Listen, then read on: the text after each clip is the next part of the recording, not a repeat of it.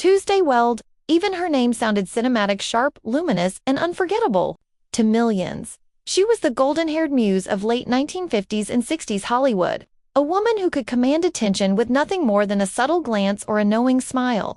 But behind that angelic face and effortless charm was a life marked by loss, defiance, and an unrelenting struggle for control in a world that constantly tried to own her. Her journey began in New York City in 1943, where she was born, Susan Kerr Weld. But childhood innocence ended early. When she was only 4 years old, her father, a wealthy businessman, died suddenly from a heart attack, leaving her family financially and emotionally shattered. Her mother, desperate to provide for her 3 children, pushed little Susan into modeling to keep them afloat. While other kids were playing hopscotch and chasing dreams, Susan was posing for cameras, earning money before she even understood its value. By the time she was 12, the transformation had begun. Her mother decided that Susan wasn't glamorous enough, renaming her Tuesday, a name meant to sound distinctive, memorable, marketable, but behind the new name was a girl drowning under impossible expectations. She became the family's primary source of income, her childhood replaced by photo shoots, studio sets, and adult responsibility. The pressure took its toll. By her early teens, Tuesday was already experimenting with alcohol and drugs, trying to quiet the chaos within. She fell into the company of older men who saw her youth and vulnerability as opportunity. While most girls her age were navigating middle school, Tuesday was already living the reckless, glittering, and destructive lifestyle of a Hollywood veteran. At just 13, the strain broke her. She suffered a nervous breakdown, but instead of pulling her back from the spotlight, her mother pushed her harder, reminding her that the family's survival depended on her. "You're the breadwinner," she was told, a line that would define her adolescence. Childhood wasn't something Tuesday lost slowly. It was taken from her overnight. Her career began to take off in the mid-1950s, when she appeared on television in The Adventures of Ozzie and Harriet. Her magnetic blend of innocence and edge caught the eyes of producers, and it wasn't long before Hollywood came calling. In 1959, she made her big-screen breakthrough in Rally Round the Flag, Boys, a film that transformed her into one of Hollywood's brightest new stars. But to Tuesday, fame felt more like a cage than a dream. The spotlight, for her, was suffocating. While others craved attention, she avoided it. She mocked Hollywood's obsession with beauty and fame, often rejecting roles that other actresses would have killed for. Bonnie and Clyde, even Rosemary's Baby.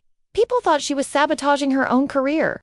But she saw it differently. "I didn't have to make those movies," she once said. "I lived them."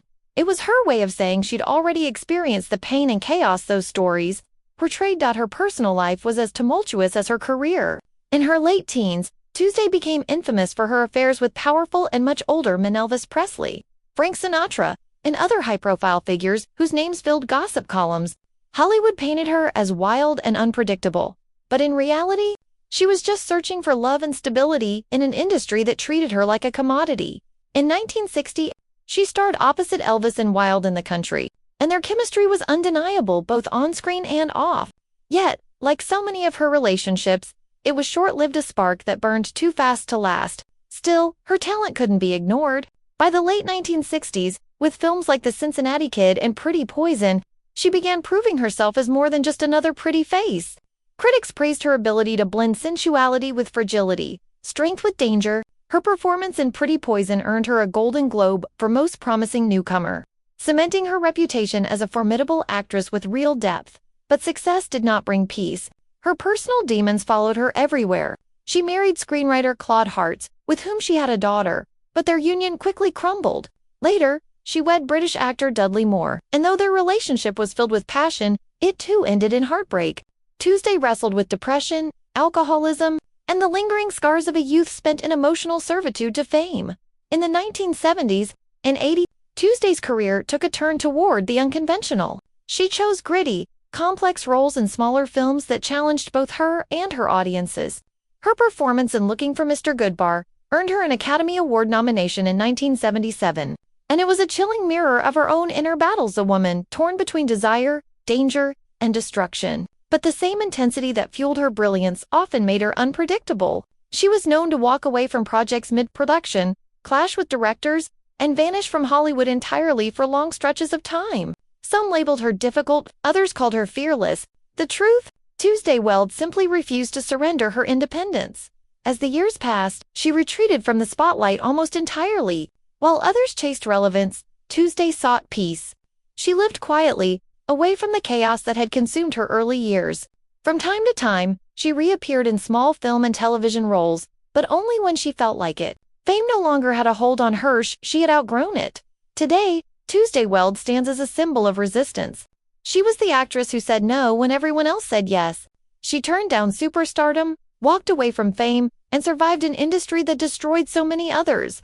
Her life wasn't one of tragic downfall, but of defiance, a refusal to let the world define her. She endured, she escaped, and in doing so, she preserved the one thing most stars lose: herself. She once said, "I never wanted to be a big star. I just wanted to be me." That single sentence sums up her entire legacy. Tuesday Weld didn't chase the dream, she ran from the nightmare behind it. And while she may not have reached the same legendary status as Monroe or Taylor, she achieved something far more rare: freedom. Thanks for watching. If Tuesday's story fascinated you and you want to explore more untold stories from Hollywood's golden era, don't forget to like this video, leave a comment with your thoughts, and hit subscribe for more timeless stories just like this one.